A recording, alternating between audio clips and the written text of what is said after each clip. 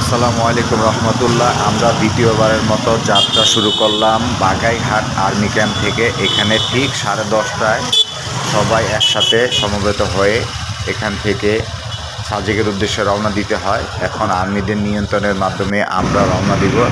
আমরা রওনা দিয়ে দিলাম। আলহামদুলিল্লাহ, চারিপাশের পরিবেশ এত সুন্দর, আপনার বিভিন্ন পাহাড়ি ঘরবাড়ি, রাস্তাঘাট উঁচু নিচু।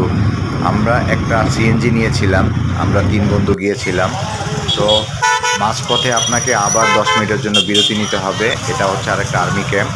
যারা ঢাকার উদ্দেশ্যে যাচ্ছেন সাজেক থেকে, তাদেরকে বাইপাস করে দেওয়ার জন্য আমাদেরকে এখানে আবার 10 মিনিট ওয়েট করতে হয়। আবার যাত্রা শুরু করলাম।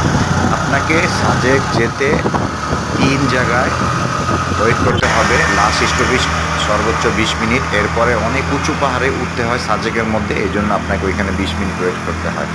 দেখেন কি সুন্দর পরিবেশ, আলহামদুলিল্লাহ, চোখ জোড়ানো এক দৃশ্য। চারিপাশের মনোরম পরিবেশ দেখে আপনার মন ভরে যাবে। সাজেক ভ্যালি আসলে অনেক সুন্দর পরিবেশ। আপনার খাগড়াছড়ি থেকে সাজেক ভ্যালি 60 কিলোমিটার, এর মধ্যে 3 জায়গায় আপনাকে ওয়েট করতে হবে। আমরা আলহামদুলিল্লাহ সাজেক ভ্যালিতে চলে আসছি। এখন আমরা একটা ভালো রুম খুঁজবো। রুম খুঁজে তারপর